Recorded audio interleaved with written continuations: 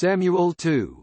Chapter 1. After the death of Saul, David returned from defeating the Amalekites and stayed in Ziklag 2 days. On the third day a man arrived from Saul's camp, with his clothes torn and with dust on his head. When he came to David, he fell to the ground to pay him honor. "Where have you come from?" David asked him. He answered, "I have escaped from the Israelite camp." "What happened?" David asked. "Tell me." He said, "The men fled from the battle. Many of them fell and died. And Saul and his son Jonathan are dead." Then David said to the young man who brought him the report, "How do you know that Saul and his son Jonathan are dead?" "I happened to be on Mount Gilboa." The young man said, "And there was Saul, leaning on his spear, with the chariots and riders almost upon him. When he turned around and saw me, he called out to me, and I said, 'What can I do?' He asked me, 'Who are you?' 'An Amalekite,' I answered. Then he said to me, 'Stand over me and kill me. I am in the throes of death, but I'm still alive.' So I stood over him and killed him, because I knew that after he had fallen he could not survive. And I took the crown that was on his head and the band on his arm and have brought them here to my lord." Then David and all the men with him took hold of their clothes and tore them. They mourned and wept and fasted till evening for Saul and his son Jonathan, and for the army of the Lord and the house of Israel, because they had fallen by the sword. David said to the young man who brought him the report, "Where are you from?" "I am the son of an alien, an Amalekite," he answered. 114 David asked him, "Why were you not afraid to lift your hand to destroy the Lord's anointed?"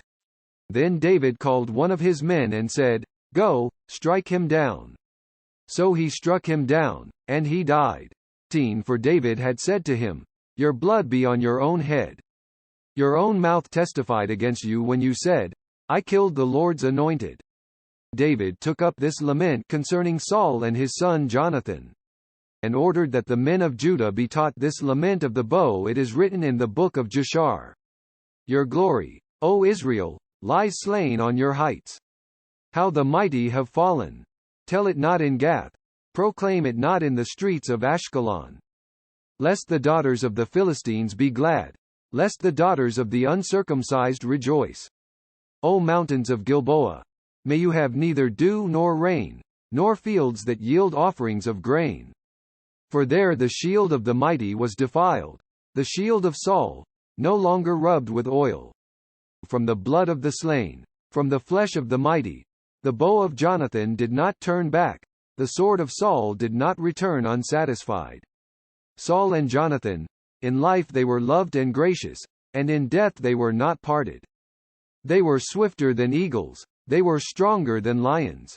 O daughters of Israel, weep for Saul, who clothed you in scarlet and finery, who adorned your garments with ornaments of gold. How the mighty have fallen in battle! Jonathan lies slain on your heights. I grieve for you. Jonathan my brother, you were very dear to me.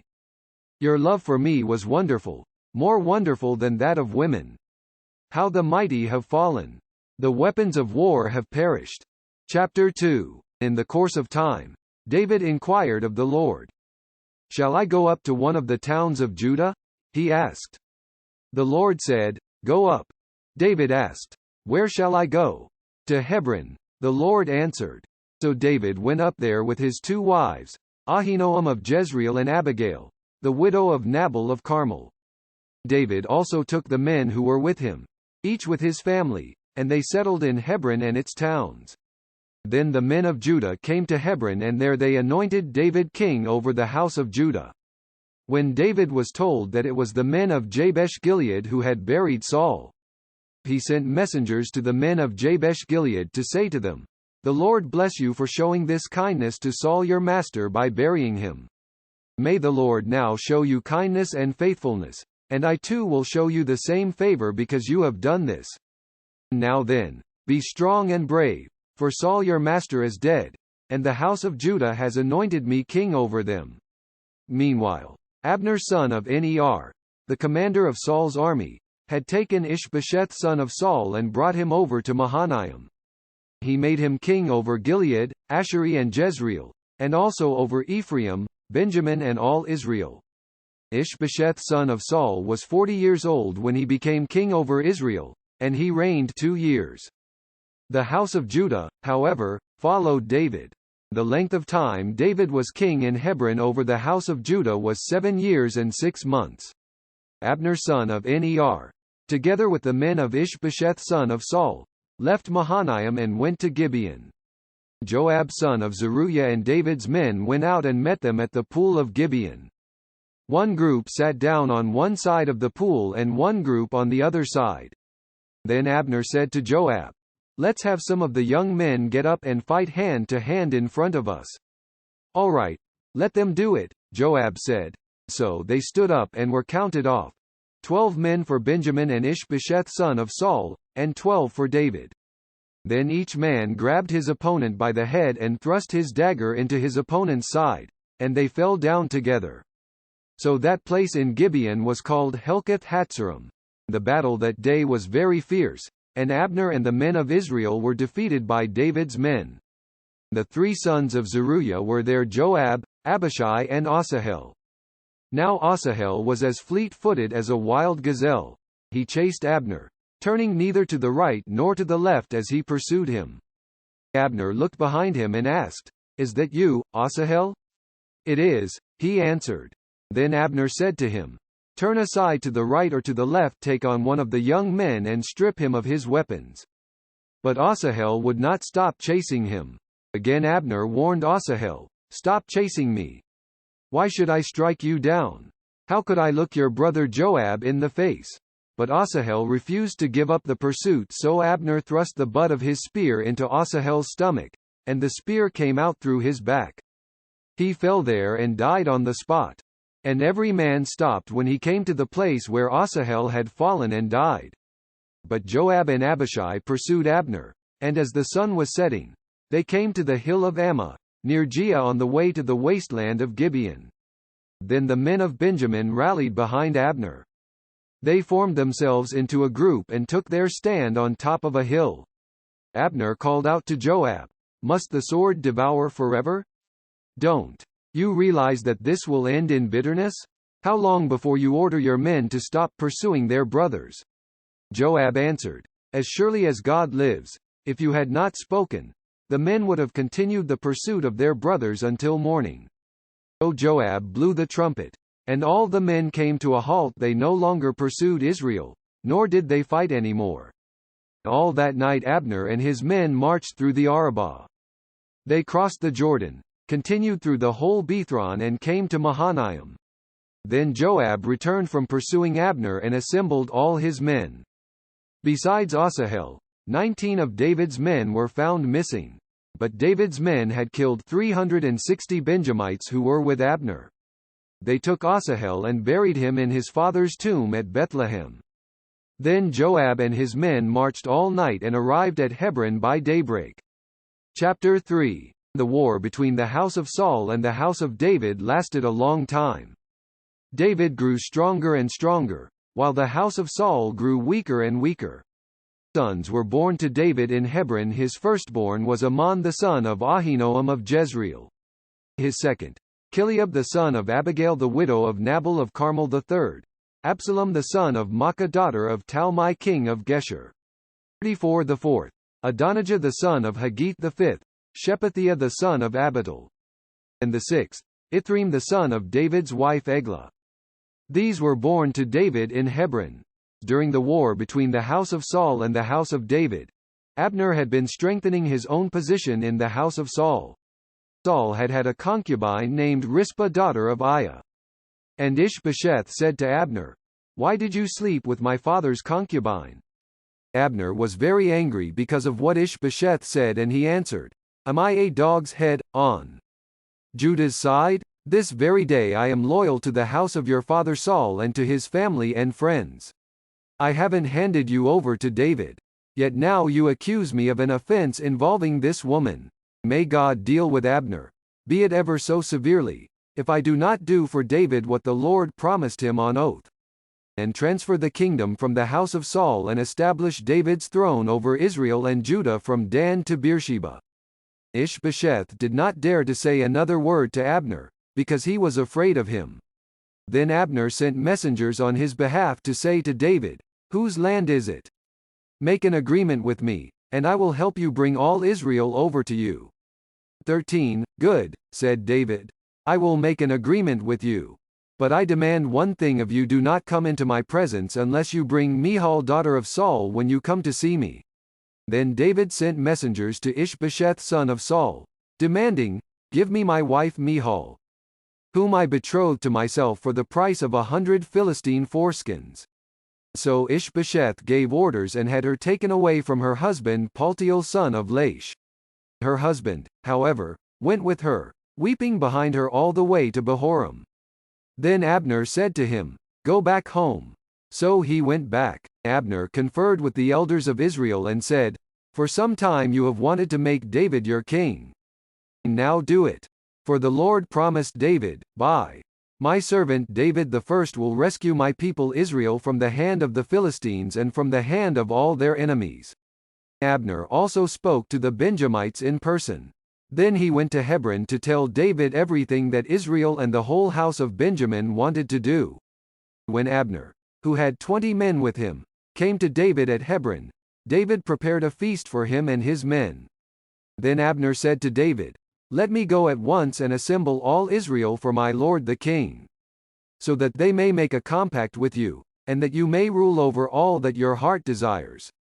So David sent Abner away, and he went in peace.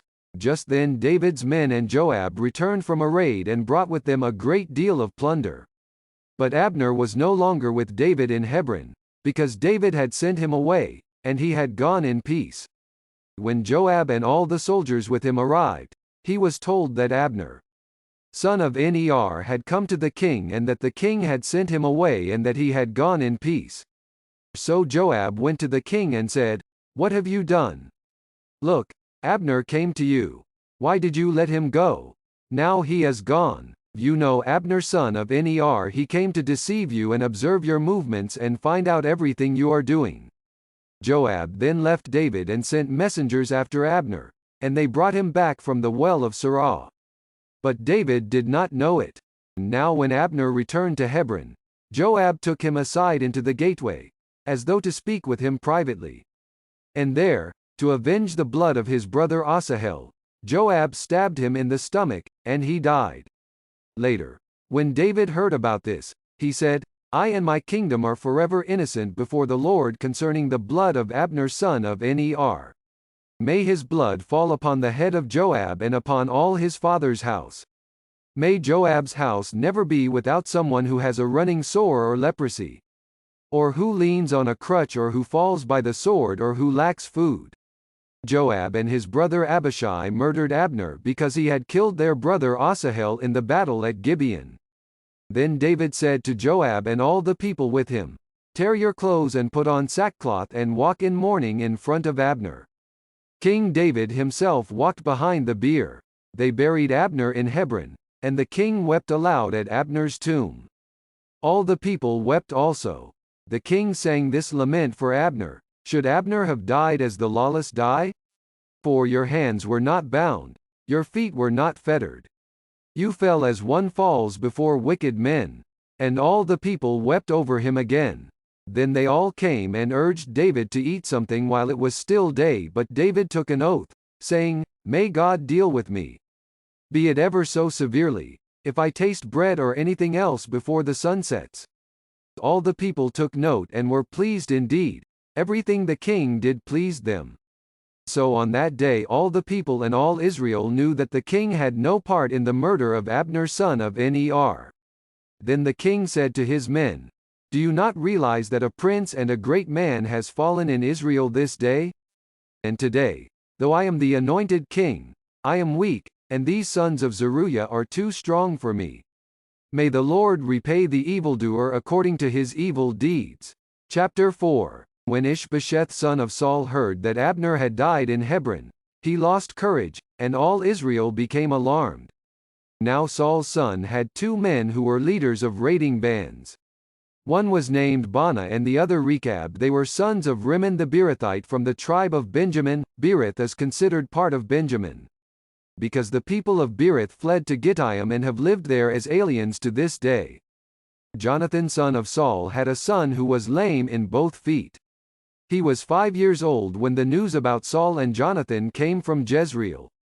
His nurse picked him up and fled, but as she hurried to leave, he fell and became crippled. His name was Mephibosheth. Now Rechab and Baanah, the sons of Rimmon the Beerothite, set out for the house of Ishbosheth. And they arrived there in the heat of the day while he was taking his noonday rest. They went into the inner part of the house as if to get some wheat, and they stabbed him in the stomach. Then Rechab and his brother Baanah slipped away. They had gone into the house while he was lying on the bed in his bedroom. After they stabbed and killed him, they cut off his head. Taking it with them, they traveled all night by way of the Arabah. They brought the head of Ishbosheth to David at Hebron and said to the king, "Here is the head of Ishbosheth, son of Saul, your enemy, who tried to take your life. This day the Lord has avenged my lord the king against Saul and his offspring." David answered Rechab and his brother Baanah, the sons of Rimmon the Beerothite, "As surely as the Lord lives, who has delivered me out of all trouble. When a man told me, 'Saul is dead,' and thought he was bringing good news, I seized him and put him to death in Ziklag. That was the reward I gave him for his news. How much more when wicked men have killed an innocent man in his own house and on his own bed? Should I not now demand his blood from your hand and rid the earth of you?" So David gave an order to his men, and they killed them. They cut off their hands and feet and hung the bodies by the pool in Hebron. But they took the head of Ishbosheth and buried it in Abner's tomb at Hebron. Chapter 5. All the tribes of Israel came to David at Hebron and said, "We are your own flesh and blood.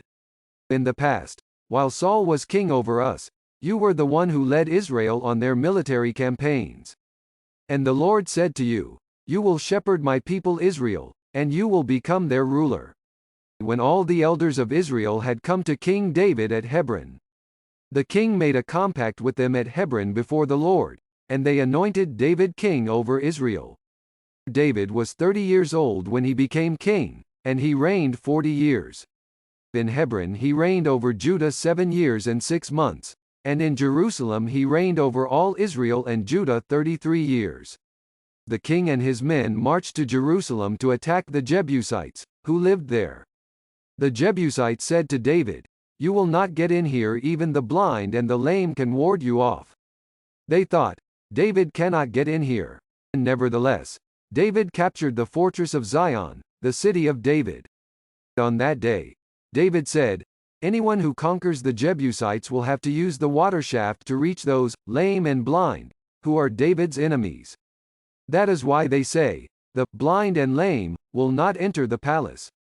David then took up residence in the fortress and called it the City of David. He built up the area around it, from the supporting terraces inward. And he became more and more powerful, because the Lord God Almighty was with him.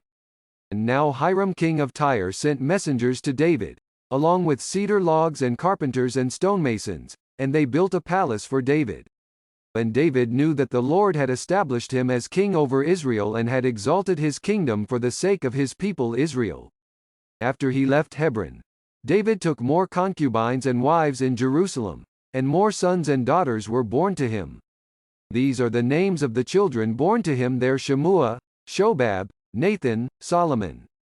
15 Ibhar, Elishua, Nepheg, Japhia. 116 Elishama, Eliada and Eliphalet. When the Philistines heard that David had been anointed king over Israel, they went up in full force to search for him. But David heard about it and went down to the stronghold.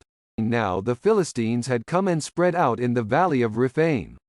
So David inquired of the Lord, "Shall I go and attack the Philistines? Will you hand them over to me?" The Lord answered him, "Go, for I will surely hand the Philistines over to you." So David went to Baal-perazim, and there he defeated them. He said, "As waters break out, the Lord has broken out against my enemies before me." So that place was called Baal-perazim. The Philistines abandoned their idols there, and David and his men carried them off. Once more the Philistines came up and spread out in the valley of Rephaim. So David inquired of the Lord, and he answered, "Do not go straight up. but circle around behind them and attack them in front of the balsam trees. As soon as you hear the sound of marching in the tops of the balsam trees, move quickly. Because that will mean the Lord has gone out in front of you to strike the Philistine army." So David did as the Lord commanded him, and he struck down the Philistines all the way from Gibeon to Gezer. Chapter 6. David again brought together out of Israel chosen men, 30,000 in all.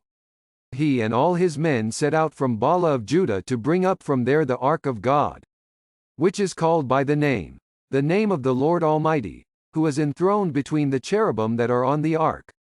They set the ark of God on a new cart and brought it from the house of Abinadab, which was on the hill.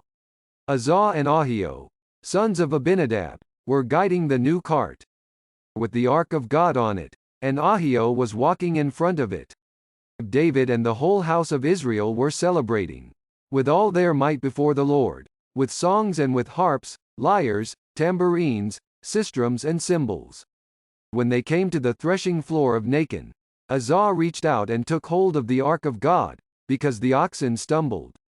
The Lord's anger burned against Uzzah because of his irreverent act, therefore God struck him down and he died there beside the ark of God. Then David was angry because the Lord's wrath had broken out against Uzzah, and to this day that place is called Perez Uzzah. David was afraid of the Lord that day and said, "How can the ark of the Lord ever come to me?" He was not willing to take the ark of the Lord to be with him in the city of David. Instead, he took it aside to the house of Obed-Edom the Gittite.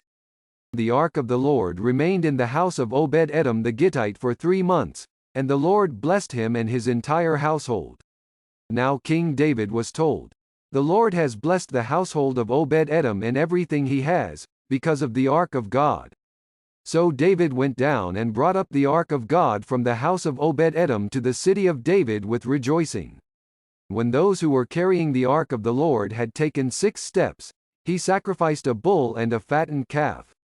David, wearing a linen ephod, danced before the Lord with all his might, while he and the entire house of Israel brought up the ark of the Lord with shouts and the sound of trumpets. As the ark of the Lord was entering the city of David, Michal daughter of Saul watched from a window. And when she saw King David leaping and dancing before the Lord, she despised him in her heart. They brought the ark of the Lord and set it in its place inside the tent that David had pitched for it. And David sacrificed burnt offerings and fellowship offerings before the Lord. After he had finished sacrificing the burnt offerings and fellowship offerings, he blessed the people in the name of the Lord Almighty. Then he gave a loaf of bread, a cake of dates and a cake of raisins to each person in the whole crowd of Israelites, both men and women. And all the people went to their homes. When David returned home to bless his household, Michal daughter of Saul came out to meet him and said, "How the king of Israel has distinguished himself today, disrobing in the sight of the slave girls of his servants as any vulgar fellow would."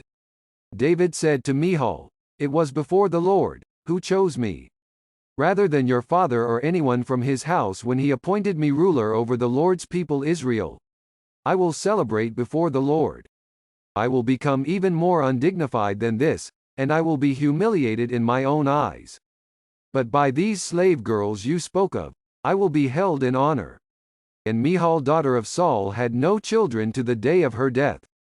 Chapter 7. After the king was settled in his palace and the Lord had given him rest from all his enemies around him, he said to Nathan the prophet, "Here I am, living in a palace of cedar, while the ark of God remains in a tent."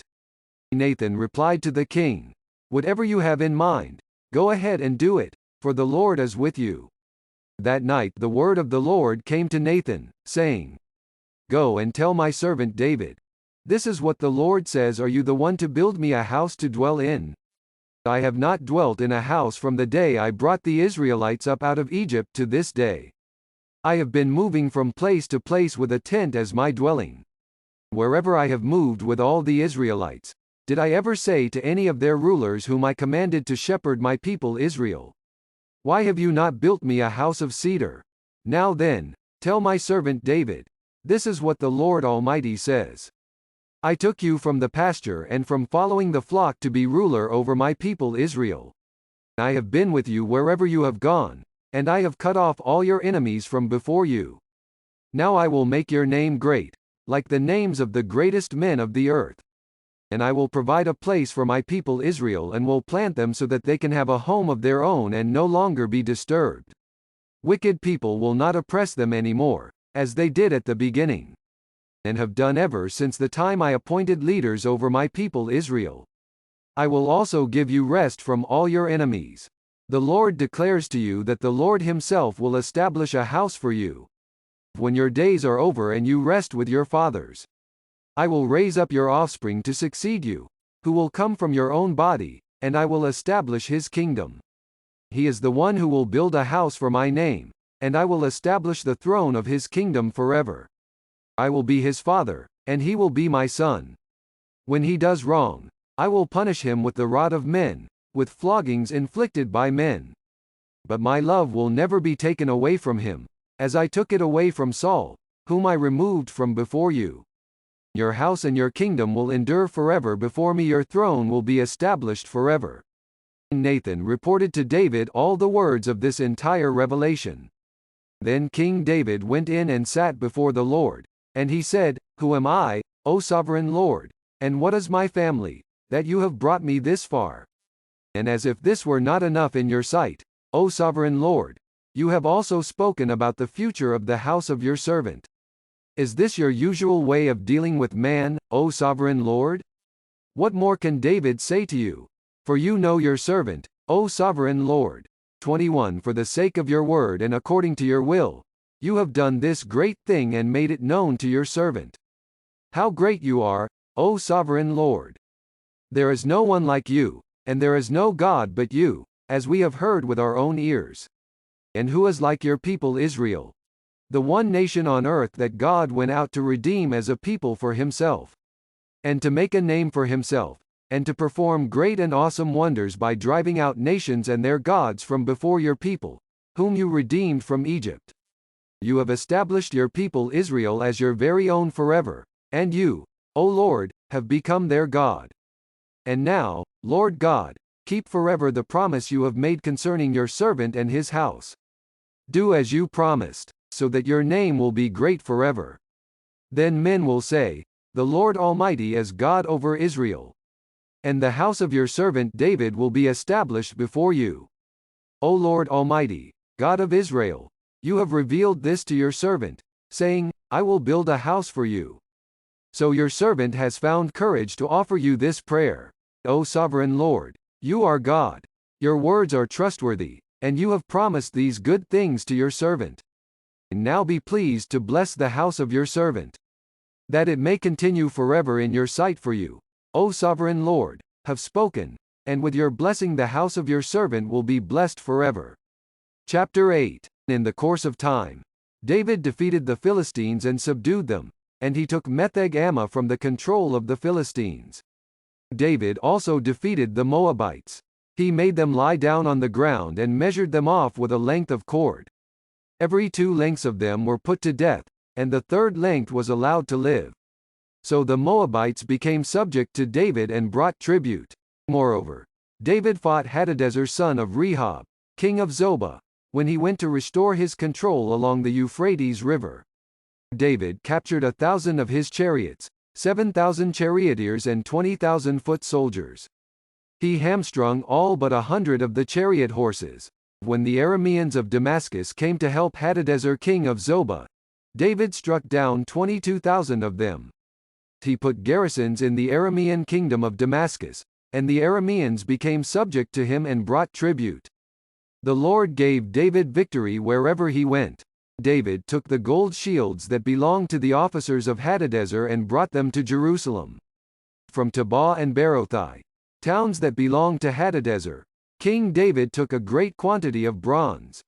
When king of Hamath heard that David had defeated the entire army of Hadadezer, he sent his son Joram to King David to greet him and congratulate him on his victory in battle over Hadadezer, who had been at war with Joram brought with him articles of silver and gold and bronze.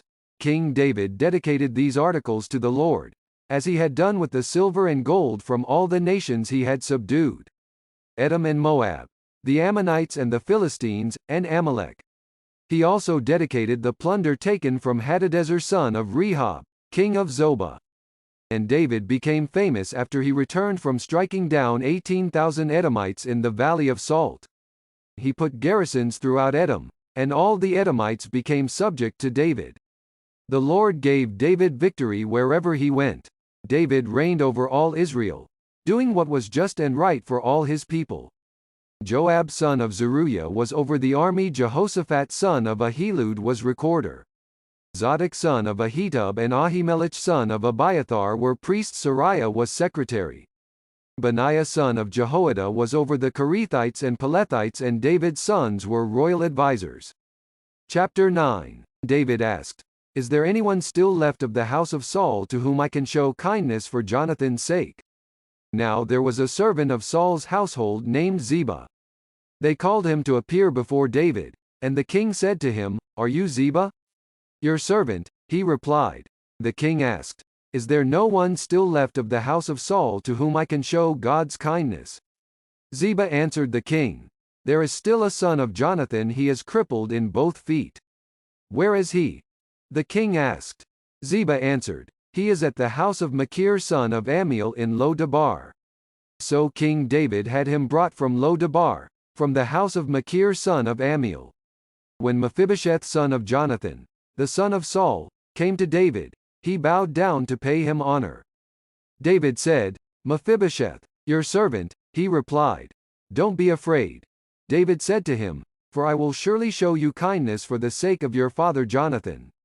I will restore to you all the land that belonged to your grandfather Saul, and you will always eat at my table." Mephibosheth bowed down and said, "What is your servant, that you should notice a dead dog like me?" Then the king summoned Ziba, Saul's servant, and said to him, "I have given your master's grandson everything that belonged to Saul and his family. You and your sons and your servants are to farm the land for him and bring in the crops, so that your master's grandson may be provided for. And Mephibosheth, grandson of your master, will always eat at my table." Now Ziba had 15 sons and 20 servants. Then Ziba said to the king, "Your servant will do whatever my lord the king commands his servant to do." So Mephibosheth ate at David's table like one of the king's sons. Mephibosheth had a young son named Micah, and all the members of Ziba's household were servants of Mephibosheth.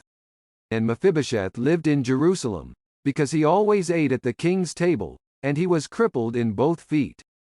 Chapter 10. In the course of time, the king of the Ammonites died, and his son Hanun succeeded him as king.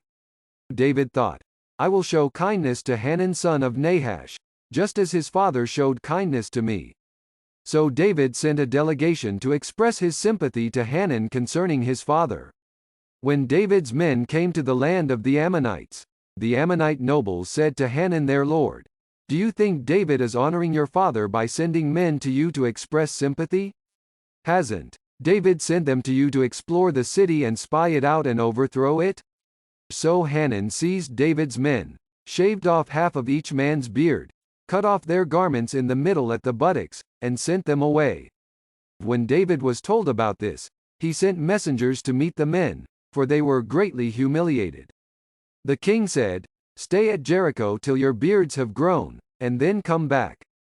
When the Ammonites realized that they had become a stench in David's nostrils, they hired 20,000 Aramean foot soldiers from Beth Rehob and Zobah, as well as the king of Makkah with 1,000 men, and also 12,000 men from Tob. On hearing this, David sent Joab out with the entire army of fighting men. The Ammonites came out and drew up in battle formation at the entrance to their city gate, while the Arameans of Zobah and Rehob and the men of Tob and Makkah were by themselves in the open country. Joab saw that there were battle lines in front of him and behind him. So he selected some of the best troops in Israel and deployed them against the Arameans. He put the rest of the men under the command of Abishai his brother and deployed them against the Ammonites. Joab said, "If the Arameans are too strong for me, then you are to come to my rescue. But if the Ammonites are too strong for you, then I will come to rescue you. Be strong and let us fight bravely for our people and the cities of our God." The Lord will do what is good in his sight." Then Joab and the troops with him advanced to fight the Arameans, and they fled before him. When the Ammonites saw that the Arameans were fleeing, they fled before Abishai and went inside the city. So Joab returned from fighting the Ammonites and came to Jerusalem. After the Arameans saw that they had been routed by Israel, they regrouped. 16 Hadadezer had Arameans brought from beyond the river. They went to Helam, with Shobach the commander of Hadadezer's army leading them. When David was told of this, he gathered all Israel, crossed the Jordan and went to Helam. The Arameans formed their battle lines to meet David and fought against him.